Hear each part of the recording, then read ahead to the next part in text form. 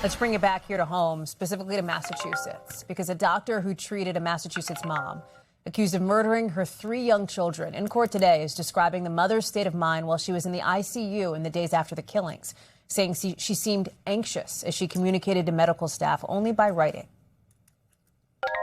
I did ask her mood. And what did she write? She wrote horrified. She wrote down, do I have an attorney? We asked her, do you have questions for us? And she asked, is my body broken? Are my legs straight? Today was the first time we heard evidence directly related to the postpartum psychosis the defense says Lindsay Clancy suffered from when she killed her children in January of 2023. Remember, Clancy then tried to die by suicide. The attempt left her paralyzed. Clancy in court today. You see her there. Prosecutors are trying to make the case here that Clancy planned the murders of her children. But the defense says her actions that day were not really in her control. Sue O'Connell is a courtroom insider for our NBC station in Boston. She's been in court watching this trial from the start. Sue, we're glad to have you with us here. The prosecution is trying to dismiss how big of a factor Clancy's psychological state of mind may or may not have been in these killings, right? Exactly. I mean, we're looking at that day, those days in the hospital after the killing. They're trying to make the case, the prosecution is, that she was alert, that psychiatrist gave her the okay, that she was legally capable of changing her health care proxy, that her mood was okay, that she was asking for her lawyer. She was making future plans to go to a rehabilitation clinic for those injuries that she has. But the defense is countering, look, she was in pain. She had just had cardiac arrest. She, had lost a lot of blood. She was on a lot of medications, pain medications, and she was very, very heavily medicated at the time.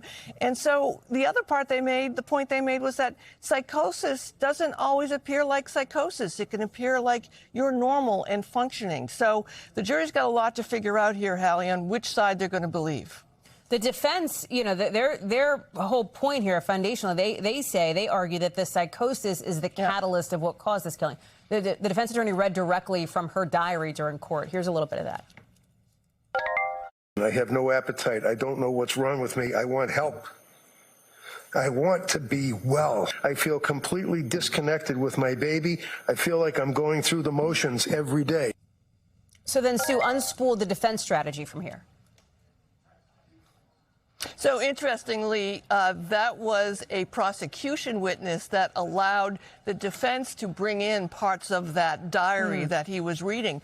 And they want to take this opportunity to show that her state of mind didn't happen just that day. She may not have been faking it, that this was something that happened over days, over months, that Lindsay Clancy was devolving, that she had no sleep, that she was asking for help, that she was on a number of medications. So while the prosecution's trying to, cherry pick some parts out of that diary about how concerned that they were that she had been making plans, the defense did the same thing and showed that she was definitely concerned about her well-being, about her children's well-being, about, the idea of letting your kid cry it out when they're trying to get it sleep at night and how much that was really bothering her. So, the prosecution and the defense, same witness, 2 different stories, 2 different takes. And again, it's going to be up to those jurors to figure out which side they believe. Do we know timeline for when the jury may get the case, Sue? What are we thinking from here? Well, it's interesting because at first it was a 6 to 8 week window, and the defense attorney, Kevin, is saying, Remington is saying that he believes that it might be shorter. He has barely crossed any of the witnesses that the prosecution has shown unless it directly applies to Lindsay Clancy's injuries. He has agreed with all the chain of custody with the evidence. So it's been going a lot quicker than folks have expected. So we may see it as early as next week. Sue O'Connell, we're glad to have you with us. Thank you very much for being there and for bringing us your reporting and analysis. Appreciate that. Of course, if you or somebody you know is in crisis, there is help. Text 988 or text HOME to the crisis text line at 741-741.